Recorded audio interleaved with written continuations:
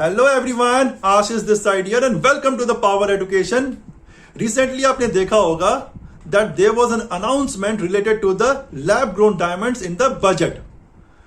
एक प्रपोजल रखा गया है that is to reduce the custom duty from 5% to 0 on the diamond seeds and the grants will be given to the IITs to facilitate the growth of the lab grown diamonds.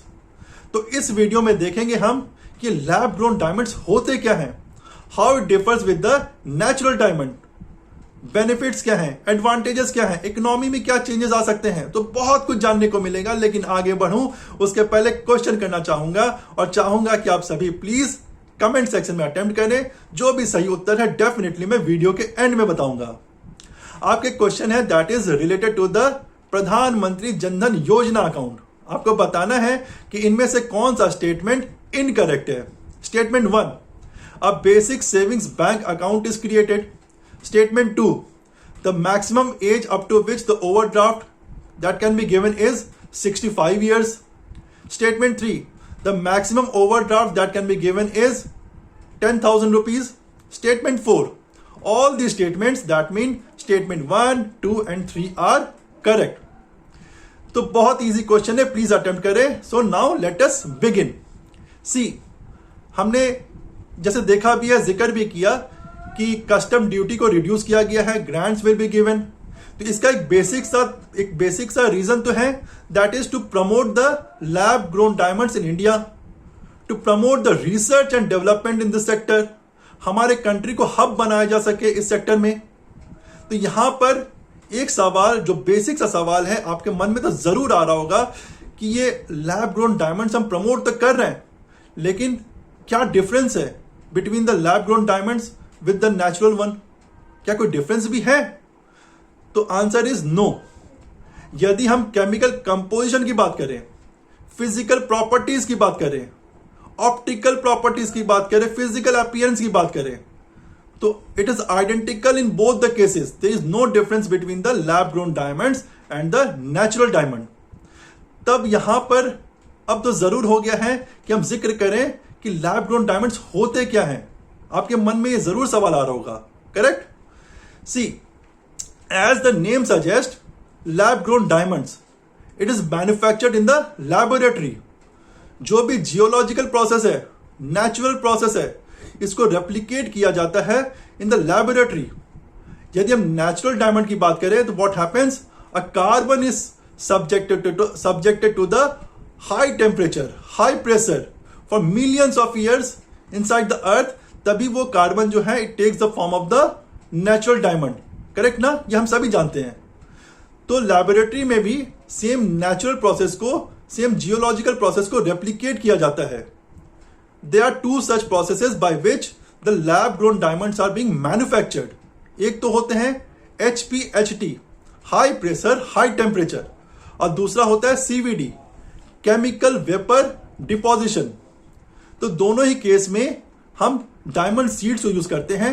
सी, यदि हम कुछ भी बनाते हैं तो उसके लिए हमें एक आधार चाहिए, हमें एक रॉ मटेरियल चाहिए, करेक्ट ना? तो यहां पर भी हमें डायमंड सीड्स की रिक्वायरमेंट होते हैं, अ स्लाइस ऑफ नेचुरल डायमंड की रिक्वायरमेंट होते हैं। आप इसको सिंपल सी भाषा में समझ सकते हैं, जब हम दही बनाते हैं, कर्ड बनाते हैं, so there we put a slice of curd in the milk, then it takes the form of the entire curd next day, correct ना? तो यहां पर भी ऐसा ही कुछ होता है। We take a slice of natural diamond, we take a diamond seed in both the processes. HPHT की बात करें, जो डायमंड सीड है उसको मिक्स किया जाता है ग्राफाइट कार्बन के साथ में, and it is subjected to the very high pressure, very high temperature, तकरीबन 1500 डिग्री सेल्सियस पे से रखा जाता है, then it takes the form of the natural diamond. यदि हम CVD की बात करें, केमिकल वेपर डिपोजिशन की बात करें, यहां पर जो डायमंड सीड है उसको रखा जाता है एक क्लोज्ड सील्ड कंटेनर में, which is having the carbon rich gas, for example let's say methane. यहां पर वेरी हाई टेम्परेचर पे इसे रखा जाता है, तकरीबन 800 डिग्री सेल्सियस पे रखा जाता है। देन व्हाट हैपेंस, ये जो हाई रिच कार्बन गैस है that merges with the diamond seed, that sticks to the diamond seed, और ये मर्ज करता है, ये चिपक जाता है with the diamond seed, and then finally it takes the shape of the artificial diamond, the lab grown diamonds over the period. So these are the two different processes by which the lab grown diamonds are being manufactured. तो यहां पर अब एक और आपके मन में सवाल आ रहा होगा कि यहां पर एडवांटेजेस क्या है? हम प्रमोट तो कर रहे हैं, लेकिन what are the advantages of the lab grown diamond over the natural diamond? तो पहला तो होता है पॉल्यूशन. जब नेचुरल डायमंड की बात करें, it involves the high environmental footprint. It involves the high environmental footprint. आप देखो, जब आप नेचुरल डायमंड को आप माइनिंग करते हैं तो बहुत सारी मिट्टी निकालते हैं, करेक्ट ना? फॉर द माइनिंग पर्पस आप काफी मिट्टी निकालते हैं, तो यहां पर काफी पॉल्यूशन होने का स्कोप है. एंड रिलेटिवली जब हम लैब ग्रोन डायमंड्स की बात करें तो there is a lesser pollution in compare to the natural diamond. अब दूसरी बात देखें, जब हम माइनिंग करते हैं तो डिप्लीशन हो रहा है. जो नेचुरल डायमंड है, it is being depleted. So here the lab grown diamond जो है, it can serve as an alternative to the natural diamond. तीसरा, यदि प्राइस की बात करें तो as far as the price is concerned, जो lab grown diamond is, that is cheaper in compare to the natural diamond. Fourth, जो हमने already कहा है, there is no difference as far as the chemical composition is concerned, as far as the physical properties, as far as the optical features are concerned. इन दोनों में कोई difference नहीं होता है. एंड टाइम की बात करें, हम नेचुरल डायमंड की बात करें, it takes millions of years, लेकिन लैब ग्रोन डायमंड की बात करें, it can be manufactured over the few weeks. कुछ हफ्ते में इसे तब्दील किया जा सकता है इन द आर्टिफिशियल डायमंड. तो ये थे कुछ advantages, benefits of the lab grown diamonds over the natural diamond.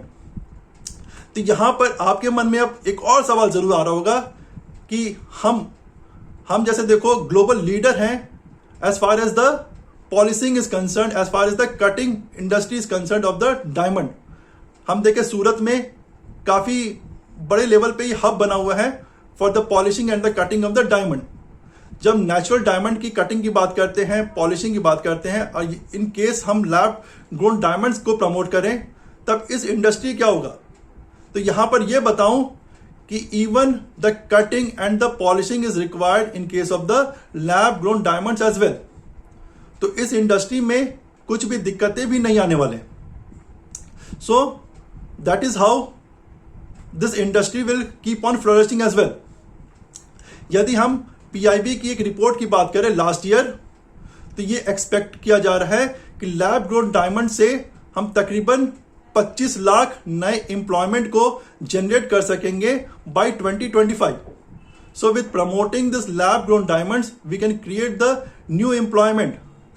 We can promote the exports. हमारा जो एक्सपोर्ट है वो हम बढ़ा सकेंगे. हमारा जो फाइनेंशियल इंस्टीट्यूशंस हैं वो और भी नए क्रेडिट डिफरेंट एवेन्यूज में दे सकेंगे, करेक्ट ना? So these are the different changes which we can find in the economy as well. तो होपफुली इस वीडियो से अभी तक आपको कुछ नॉलेज मिला होगा related to the lab grown diamond. अब समय आ गया है कि हमारा जो सवाल था उसके ऊपर आए. हमने कुछ स्टेटमेंट्स दिए थे related to the Pradhan Mantri Jan Dhan योजना अकाउंट, और आपको बताऊं कि सारे ही स्टेटमेंट्स करेक्ट थे. तीनों ही स्टेटमेंट हमने जो जिक्र किया है वो करेक्ट है. That means a basic savings account is created, maximum age जो है that is 65 years, and the maximum overdraft that can be given under प्रधानमंत्री जनधन योजना अकाउंट इज 10,000 रुपीज. तो तीनों ही स्टेटमेंट करेक्ट है. सो होपफुली इस क्विज से भी कुछ एडिशनल नॉलेज मिला होगा. कुछ भी फीडबैक है तो प्लीज बताइएगा. Thank you. Front camera preview. Record button.